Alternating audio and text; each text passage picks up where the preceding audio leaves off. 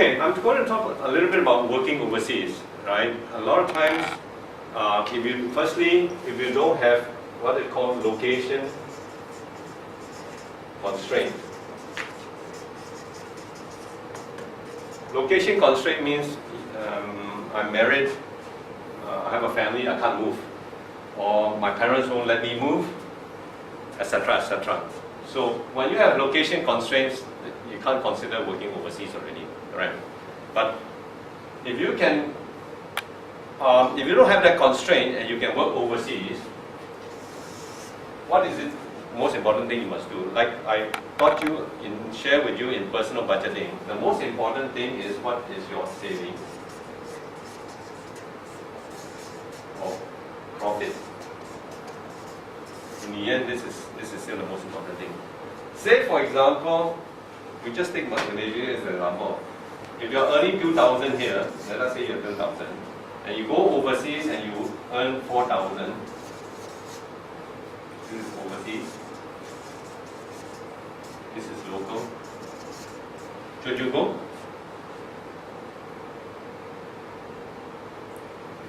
Double your pay, no? No, not necessary, because like I said, the most important thing is this is the most important thing first.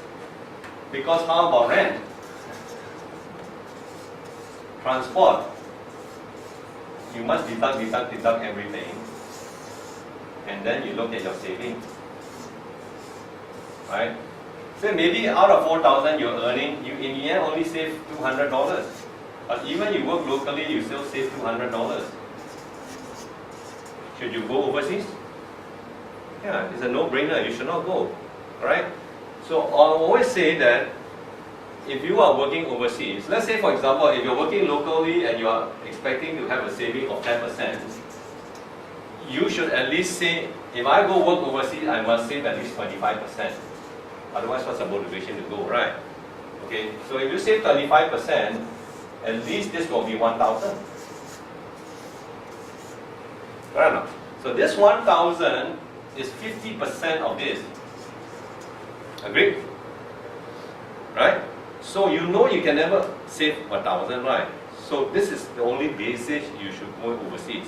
But the problem with the bulk of people going overseas is they earn 4,000, they only still save 200. Then it becomes a bigger problem because that 200 you save overseas will not last you as much as the $200 you save here. Be very, very careful, right? So I always advise people, if you go overseas and you can have a high earnings, right? What your objective should be, in 5 years of working overseas, you must be able to buy a house in your own country.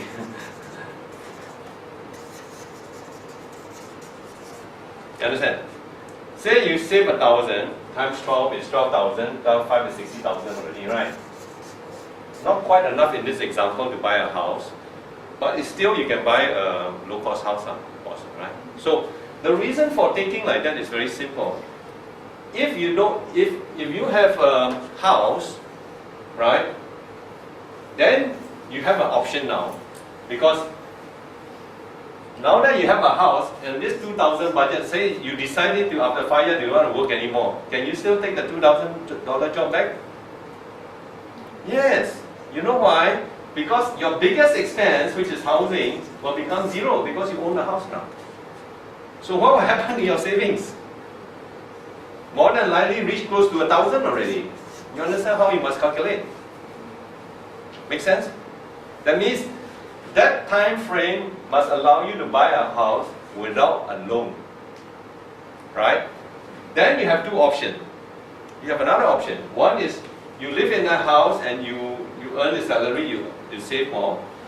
Or you can take your current salary and you still buy a house on mortgage, and then you take rental on that house, add on to your income. Because that rental adding to your income is also your savings. Make sense or not?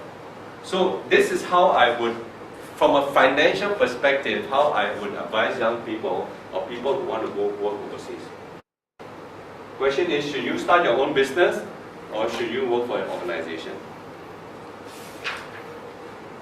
It's actually a very, very difficult question to answer for the simple reason. Let's start with doing your own business first. I'm running my own business. The first part of doing your own business is, do you have the competency or not?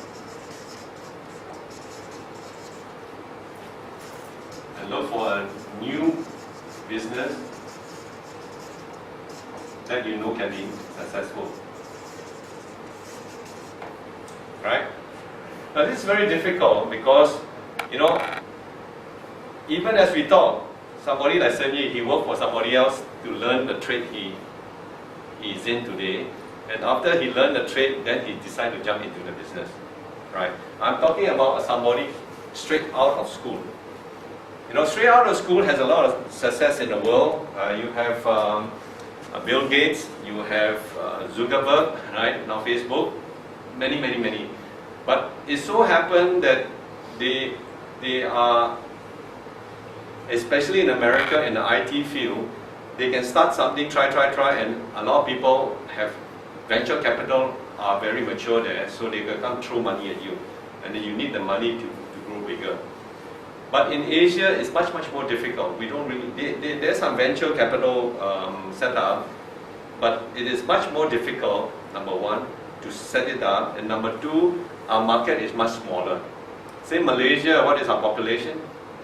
22 million. US is 300 million. So whatever you can do here is multiplied by about 14 times there. Yeah, about 14 times. Right? So that's the scale we are talking about. Right? But nevertheless, it is not impossible to try. Right? So what doing your own business is all about your passion. If you feel you have something that nobody else is giving, that is giving value to the customer, you can do it in many different ways. Everything you can start your own business, right? Now, let me tell you about the financial challenges about your own business. The financial challenge is this.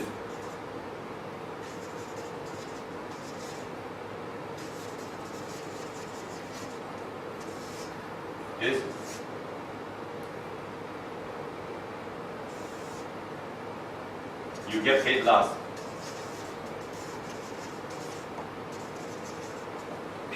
You get paid last means everybody you got to pay, the bill you got to pay, whatever left is left for you already.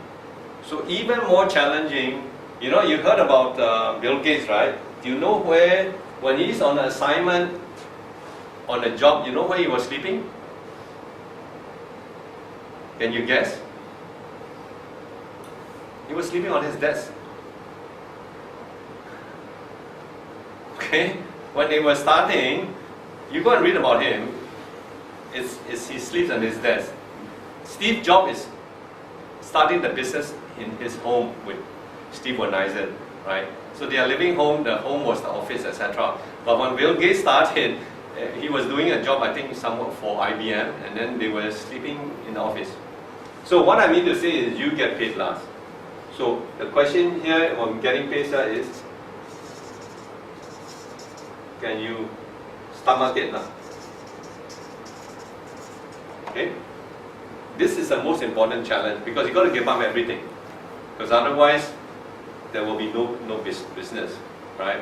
So the advantage, of course, is this. This is the financial challenges. The advantage is this. You are master of your own time.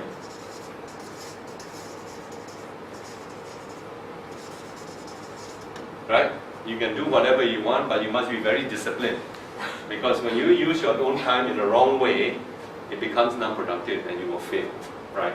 Now, I'm just going to touch the generality of it. Now let us go. I'm going to need a new page for working for an organization now.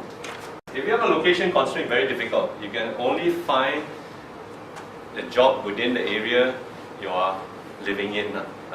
So that one we can't help it. That is something that you either can sort it out or you can't sort it out, right?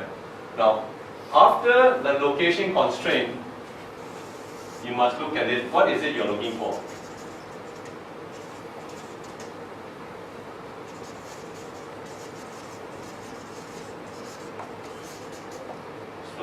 Normally, it comes in two ways: money or to learn and grow. Okay. Because the issue you have to decide is this: which is more important? What do you think?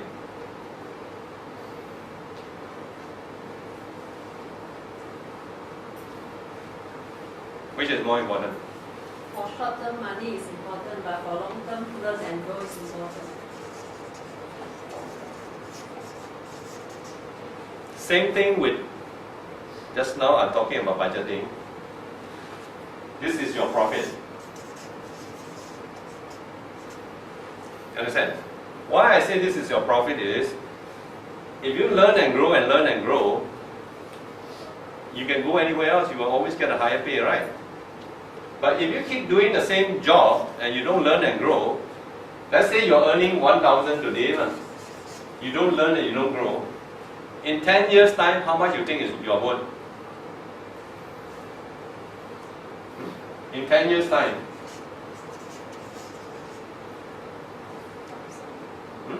Maybe another 500 more. Yeah, that's all. Yeah, right, exactly. Well, as you learn and grow, you start, we're talking about a 10-year time frame, right? If you learn and grow, you should be reaching to 5, maybe 5,000, maybe 7,005. It's possible, depend on your ability and how much work you're going to put in it, right? So I always say that short term, you must have enough to live and keep a small profit, right? But in the long term, this is where the money is. Okay. As long as you understand this concept, then the problem becomes where to find a company.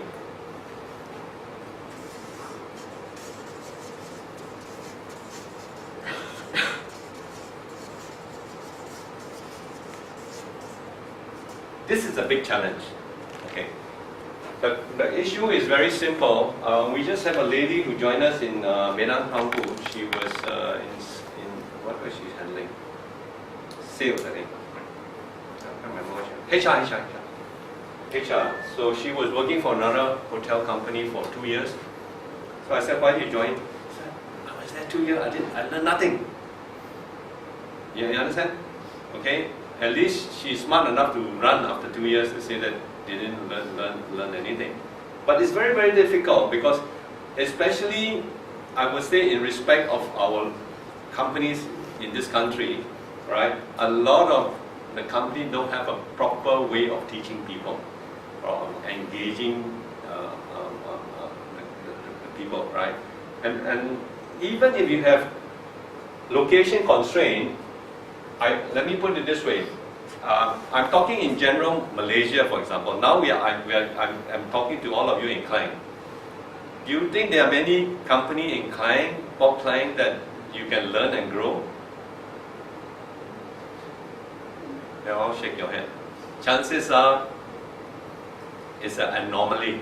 If you find one, you have hit the lottery, actually. There are none, actually. I will make that statement, there are none. Because it's more of the same stuff, right? So as a result, what I can only do is this. So if you don't work for a company that you are learning and growing, again you're only living short term, and then eventually you will not get anywhere, right? Now, I am explaining this to you because the challenges in working and growing is different than if you do your own business, right? If you do your own business, the challenges are different. Like Sanyi can share with me some of the things. You are the last person, and also it's very lonely at the top. Nobody to talk to. But today there are ways to solve it. There's entrepreneurs organization with lower qualification, or you can join YPO with higher qualification. They have a peer group. You can discuss your business problem, etc. All these are available today. Okay, questions? Okay. Yeah, right. You see, if you don't have a competency in the business, how are you going to start? You can't start. Let's say, for example, one day you want to invest and manage hotel for yourself. you've got to work for a hotel management company because too many things to learn. Right? The only areas that you can really do something on your own that there are no other people having better competency than you is in the IT business. Because everything is new. So even you go and learn from somebody, they are also learning. Correct? No? Right? So in that way, the challenges are in that direction. Right? Now, doing your own business, you can be a painter, for example. Right? You can be an artist and painter, right? That area sometimes is possible, but then most painters are starving before they hit it big one day. And even you look about actor and actress, in the field of arts, 99, I would say 95, 96% will fail. 2-3% will make a living, and it's 0.1% who make it very big in the field of arts. That means acting, painting, etc., etc. Like designing clothes, for example. But you have to have a passion for it. So then talking about the own business, right? This is like the normal traditional business. How about some nowadays? A lot of people they join like insurance company, direct selling. Also a part of the business. The only thing maybe they don't need to spend a lot of the money to set up. Right. What do you think? Okay. The answer is, the question is this, is you can do your business in the direct selling, right? Direct selling has things like, what do we have here? Sunrider, we have Amway, etc. It is okay to do that, and I tried it once, but do you know what are the challenges? It's a 24-hour-a-day job. So can you handle it? I tell you why. If you have family, sometimes it's not too bad, because if you have family, working hour, because all these direct selling and even selling insurance can only happen when? After work. Weekends. Right? So basically, you have to say that I will not have personal time, but my personal time will be from 9 in the morning to 5 p.m. because that's the time nobody wants to see you. Agree? Okay, so that is the first decision you got to make. The second decision you got to make is that line, you better be a good salesperson. If your character is not a good salesman, chances are very slim. I tell you why, because I have, like I sell hotel management contract, I would probably say that at least 9 out of 10 times I fail. So you must be able to accept rejection very high. But in direct selling and in insurance sales, it's even higher. It's probably 9.5 or 9.9 out of 10 that you won't make the sale. Which means it's a numbers game. So you want to have one client, you must talk to 100 customers. So those are numbers working backwards, right? But yes, it is a business that you can start with almost zero capital, right? But it takes time, It's like, what is the first one you mentioned, the American company? The Amway. Okay, Amway, it will take you a good 3 years to have a decent business. When they first started, it was very fast. When they first started, I can't remember which year was it, my friend who was their regional agent in Los Angeles came. At the time they were starting and I was not interested. Because when any business, when you're starting, the high growth phase, very easy. You can be a leader within 3 months, 6 months. And you have income of 3,000-4,000 already. Very fast, just like that. But now it's mature business, And I heard from people who are doing Amway, it is minimum of 3 years to build up your team.